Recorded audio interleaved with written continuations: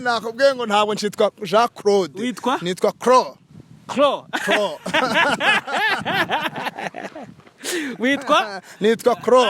Reka Ndi ku cyo waravuze ngo umukozi w'Imana kabuvuze iryo jambo. Naryo ndakigusubiza. Abantu basigaye baraza bakikaraga hano ngo ndakijijwe, ngo ndakijijwe, ngo ndi umukristo kugira ngo umuntu amenye ko uri umukristo, abantu babikubonaho. Rero Imana ishimwe kumbonyeho ko nujuje ibintu byose bigaragaza ko ndi umukozi w'iki w'Imana. Mpamvu nishimye ndi kumwe n'abahanuzi babiri hano, undi tugiye kumwakira namwimye ijambo. Ariko ibi bintu ushobora kuba atabimenyereye, urumva. Ikindi surprise ku bantu bari muri Uganda, ni umunya-Uganda.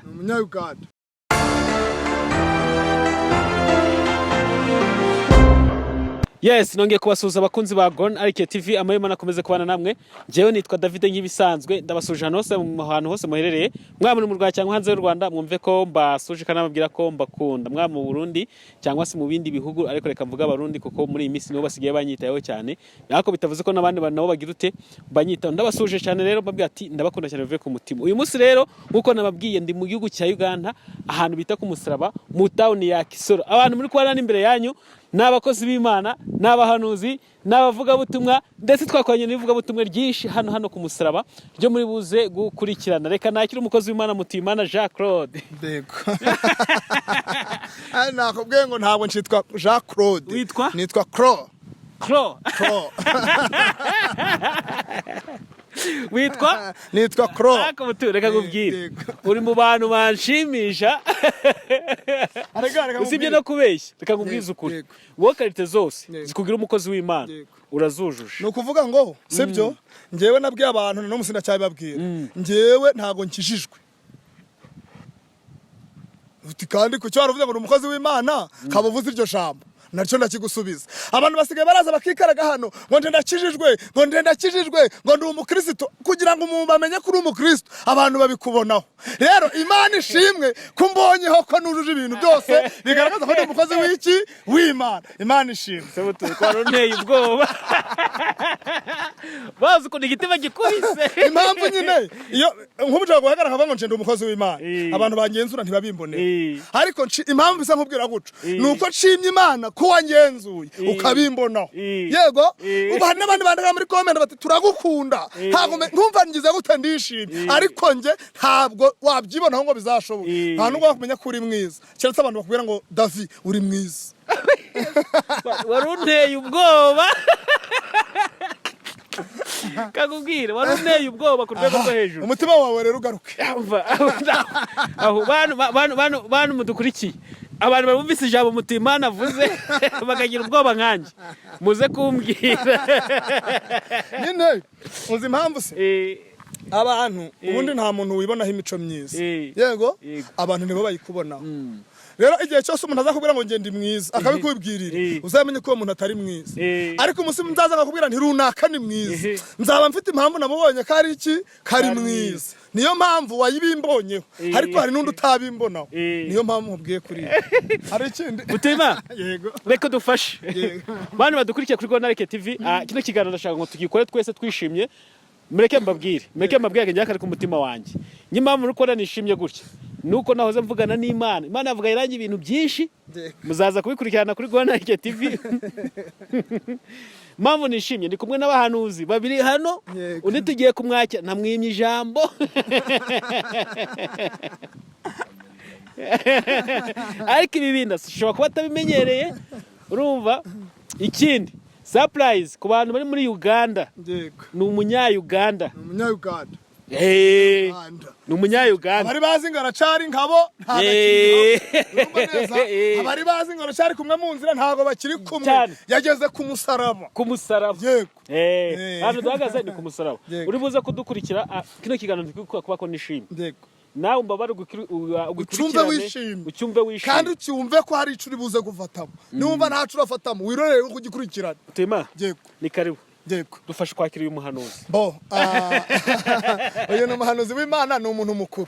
Ntabwo ndamuvugira izina. Yego, aratubwira izina, tubwire naho wenda yaturutse Uganda ni nini sibyo si atubwire naho yaturutse kugira ngo nawe tumumenye ni inshuti yanjye magara nako ibintu ntaga bimenye muri Uganda bashobora kuba batabimenyera ibi bintu ubundi muri Uganda usibye ubu ngubu tujya turavugisha ukuri usibye ubu ngubu niho bari kugenda baramenya ngo gusenga ni iki abenshi bakabisobanukira ariko ubundi niba ari ahantu haba mbese suko ahantu hose hataba badayimoni ariko niba ari ahantu habindiri habindiri cyane hano muri Uganda ubwo rero gusenga hano muri Uganda abantu benshi ntago bari ibintu by'amasengesho ntago bari babyiyumvamo ni kwa gusenga nyine bya byo gutera baraza wakuntu tujaga mu bimina tujaga muri zake twicarira bisanzwe ntago bari babisobanukirwa neza ariko wamaze kubyinjiramo akabireba neza akamenya ko gusenga biruta kuja mu bapfumu ubahita bikubwira kandi ukabona ni sawa rero n'umuntu mukuru nawe arabyivugira mbe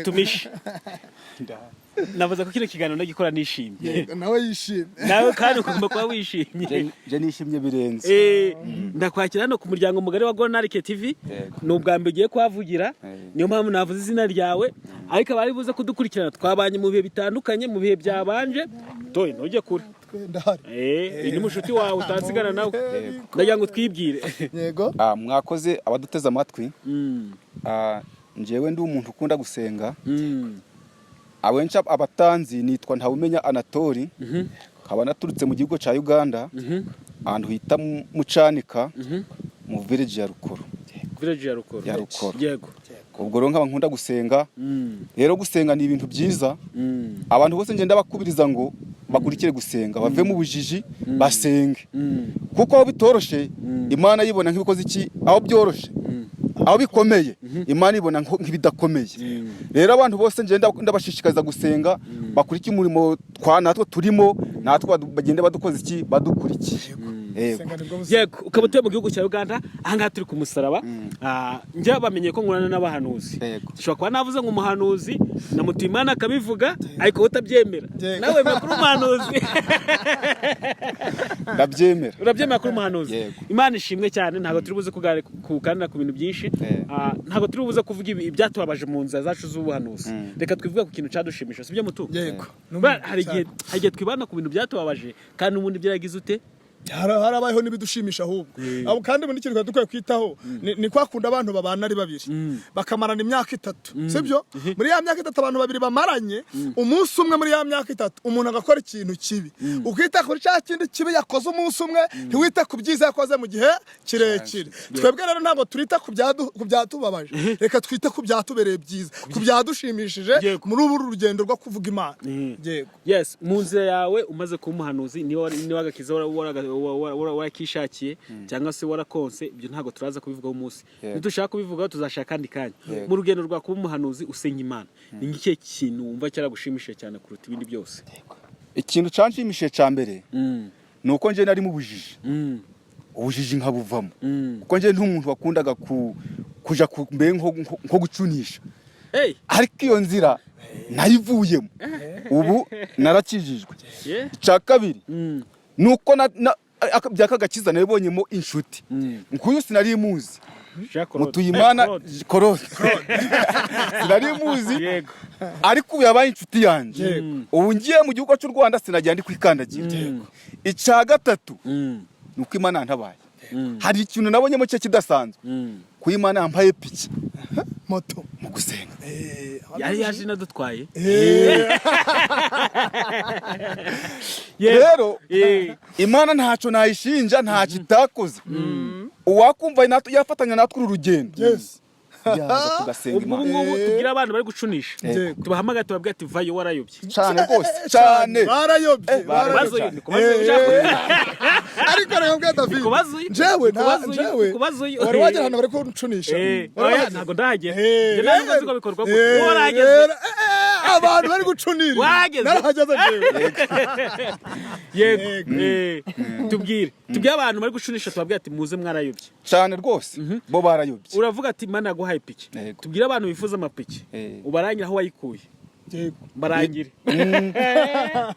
ahantu nayikuye abantu bashaka kubona amapiki bafata inzira yo gusenga bafate gusenga ntabwo kuvana gusenga ku cyumweru oya nabyo ni ugusenga ariko rahandi ugera ukeranana n'Imana Imana igakora iki igakora umurimo ikavugana nawe rero abo bose bifuza kuba bagira ico bifuza ku Mana bayoboka inzira yo gusenga baze dusenge Imana ibohora ibyabo nirangiza ibahepiki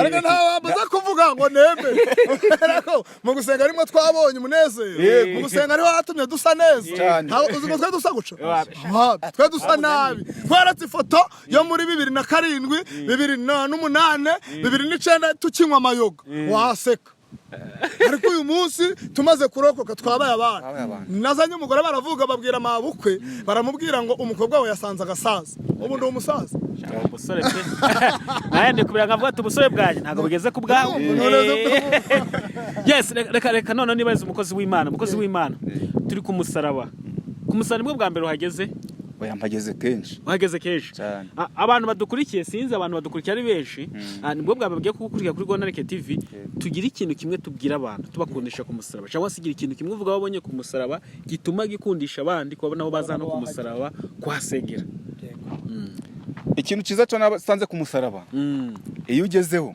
yego ugasenga icyo usengeye Imana itukora iki ihita igikemura rero n'abandi badukurikiye nabo bumva gusenga nanga wenda bakundisha ku musaraba wenda babona uburyo bazamuka bakaza ku musaraba bazaze basengere kugira ngo na Imana ikora iki igihe byabo yakemura amen wenda kino kibazo kanyibaza nagiye nkunze kukibaza abantu benshi ariko nawe reka nkikubaze abantu benshi bavuga ko ahantu hose wasengera Imana yakumva kubera ko utashobora gusenga mu cyumba iwawe mu rugo ukaza gusenga no ku musaraba ubundi mu rugo iwawe ndabyumva n'ubwiherero naho wasengera ariko aha hantu hari igihe uzamuka kuko n'ijambo riri kuvuga ngo muzaje gusengera he mu butayu ubwo natwe tuzamuka mu butayu ugatakambira Imana niwe yewe wayitakambirirayo ariko hano uba wisanzuye nta kavuyo kahari ugahamagara Imana mu bwisanzure Arega David uyu ni umuhungu wanje sibyo ariko Yesu yasigaga intuza ibigishwa be sibyo akajya ku musozi akajya gusenga mu rugo rero twahasengera nibyo sibyo ariko na Yesu yasigaga abigishwa be akababwira ngo mwe mugumye aho gato yandaje akajya kwiherera ku musozi tugomba gusiga imiryango tugasiga amatungo tugumye mu rugo ukabutangiye mu izina rya Yesu yanjye gusenga inka ikabirabiye waje kuyiha iki ubwatsi umwana yarira ukamanduka kumuha iki ibiryo tugomba kuba dusizeho ibyo ngibyo gatoya tukanera Imana hari ibyo twigomye byitwa akazi byitwa amatike reba amafaranga